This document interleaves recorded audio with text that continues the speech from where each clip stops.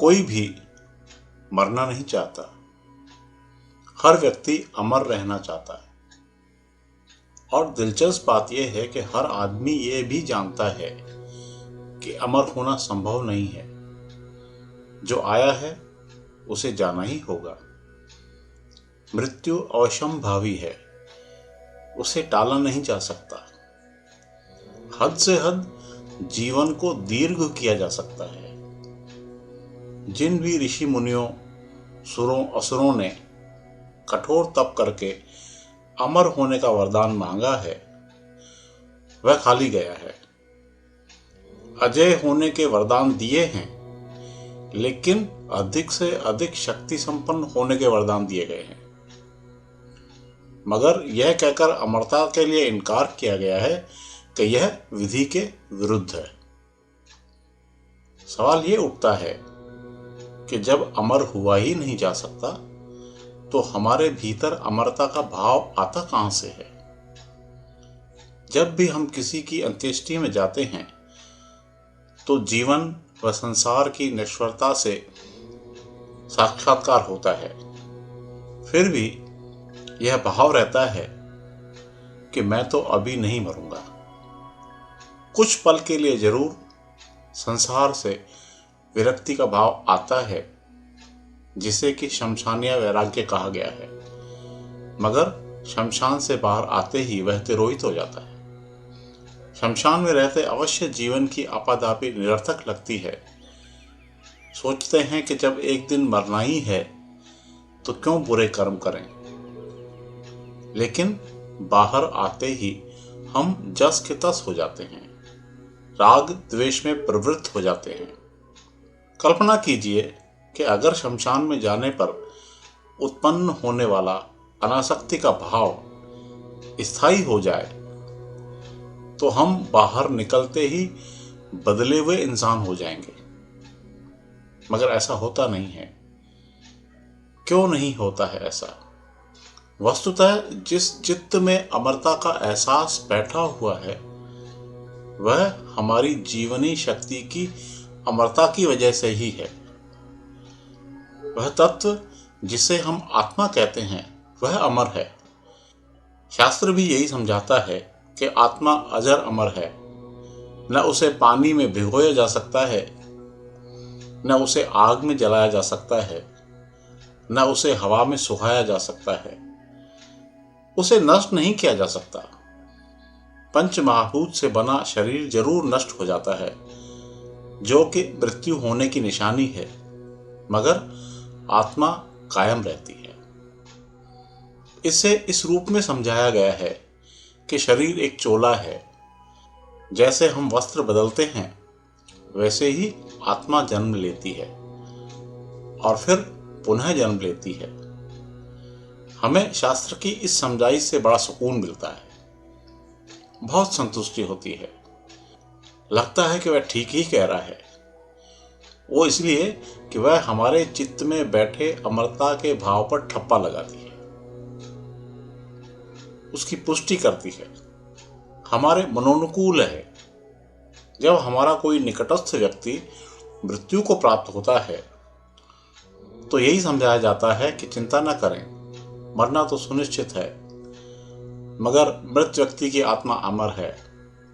हमें इससे भी संतुष्टि होती है कि चलो शरीर नष्ट हो गया, मगर उसकी आत्मा का वजूद तो कायम है। इसी मिथ के आधार पर पुनर्जन्म की अवधारणा बनी हुई है। इसी आधार पर मान्यता बनी हुई है कि पिछले जन्मों के कर्म हमारी आत्मा के साथ आते हैं और उसी के अनुरूप हमें सुख दुख मिलता है। अमरता का एहसास ही पति पत्नी व प्रेमी प्रेमिका को अगले जन्म में भी मिलने और जन्मों जन्मों तक साथ निभाने की कसम दिलवाता है। कई लोग तो अपने बुजुर्ग के अगले जन्म में अपने ही परिवार में जन्म लेने की कामना करते हैं। सपने में हुई अनुभूति या लक्षणों के आधार पर हम यह भी यकीन कर लेते हैं कि हमारे अमुक संबंधी ने फिर हमारी संतान के रूप में जन्म लिया है। यह जानते हैं कि हमारा अमुक संबंधी मरकर कहीं अन्य जन्म ले चुका है, लौटकर नहीं आएगा, फिर भी उससे नाता बनाए रखते हैं, यानी कि उसके भी अमर होने का विश्वास है। उसके लिए बाकायदा 15 तिथियों की श्राद्ध की व्यवस्था की हुई है।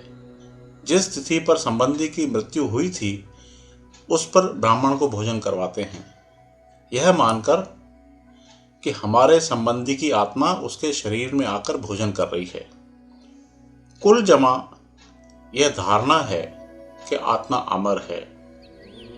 भीतर भी यही विश्वास है कि हम अमर हैं। अमरता की चाह भी वहीं से पैदा होती है, पर चूंकि भौतिक जगत में विधि का विधान इसकी अनुमति नहीं देता, इस कारण शरीर नष्ट हो जाने पर भी हम अमर रहेंगे, यह यकीन बहुत आत्मिक संतुष्टि देता है। अमरता की इस आस्था के कारण ही यह सीख दी जाती है कि अच्छे कर्म करें ताकि अगले जन्म में सुख मिले। इसी विश्वास के कारण सद्कर्म करने का उपदेश दिया जाता है ताकि उसे बाद की पीढ़ियां याद करें और हमारा नाम अमर बना रहे। बेशक हमें याद किया जा रहा है या नहीं, इसे देखने को हम मौजूद नहीं रहने वाले हैं, मगर अमरता की चाह हमें सुकर्म करने को प्रेरित करती है। प्रसंगवश यहाँ उन 8 चिरंजीवियों का भी जिक्र कर लेते हैं जिनके बारे में शास्त्रों में बताया गया है कि वे हजारों साल से जीवित हैं। इनमें से भगवान रुद्र के 11वें अवतार व भगवान श्री राम के परम सेवक श्री हनुमान के चारों युगों में होने की महिमा को हनुमान चालीसा में चारों युग प्रताप तुम्हारा है प्रसिद्ध जगत उजियारा कहकर गाते हैं। बाकी 7 काल विजयी दिव्य आत्माओं का विवरण इस प्रकार है। महामृत्युंजय सिद्धि प्राप्त शिव भक्त ऋषि मार्कंडेय, चारों वेदों व 18 पुराणों के रचनाकार भगवान वेदव्यास, जगत पालक भगवान विष्णु के 6ठे अवतार भगवान परशुराम, भक्त प्रहलाद के वंशज व भगवान वामन को अपना सब कुछ दान करने वाले राजा बलि, लंकापति रावण के साथ युद्ध में भगवान राम का साथ देने वाले विभीषण, कौरवों और पांडवों के कुल गुरु परम तपस्वी ऋषि कृपाचार्य, कौरवों और पांडवों के ही गुरु द्रोणाचार्य के सुपुत्र अश्वत्थामा। आप देखिए, इन सभी 8 को चिरंजीवी तो कहा गया है, लेकिन अमर नहीं कहा गया है। बावजूद इसके हमारे लिए वे अमर होने के समान ही हैं, क्योंकि चिरकाल तक जीवित रहने का अर्थ है अनंत काल तक वजूद में रहना। इस संपूर्ण चर्चा का सार यही है कि आत्मा की अमरता की वजह से ही हमारे भीतर अमरता या अमर रहने का भाव कायम है।